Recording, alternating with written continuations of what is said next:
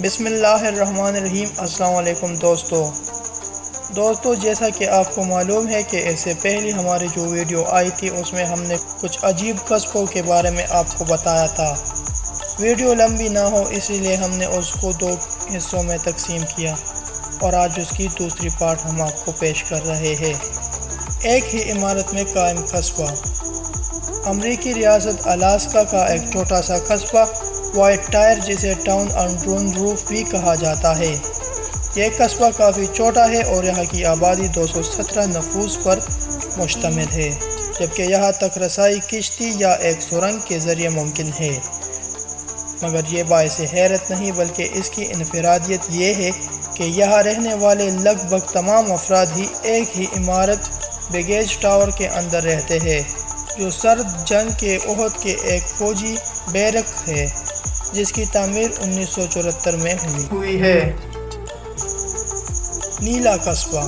مراکش کا یہ خوبصورت قصبہ شفشاون اسی نام کے صوبے میں واقع ہے اور یہاں کی انفرادیت اس کی تمام عمارتوں پر نیلا رنگ ہے اور اسی لیے یہ نیلے شہر کے نام سے زیادہ مشہور ہے۔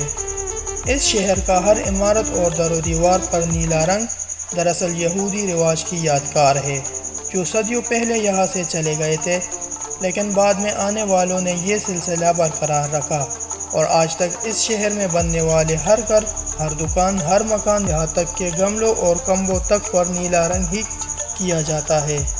ایلینز کا قصبہ۔ نیو میکسیکو کے قصبے روزویل کے باسیوں کا دعویٰ ہے کہ 1947 میں یہ ایک اڑن چھتری گر کر تباہ ہو گئی تھی۔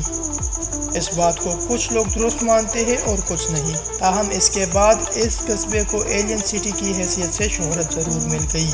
یہاں خلائی مخلوق کی تھیم پر فیسٹیولز کا انعقاد ہوتا ہے، جبکہ میکڈونلڈ کے ریسٹورنٹ کو بھی ایلین کی تصاویر سے سجایا جاتا ہے۔ گہرے سمندر میں بسا قصبہ۔ آئل راکس کے نام سے آذربائیجان میں ایک صنعتی قصبہ قائم کیا گیا ہے، جو کہ کھلے سمندر میں ایک آئل فیلڈ کے اوپر دھاتی پلیٹ فارم پر تعمیر کیا گیا ہے۔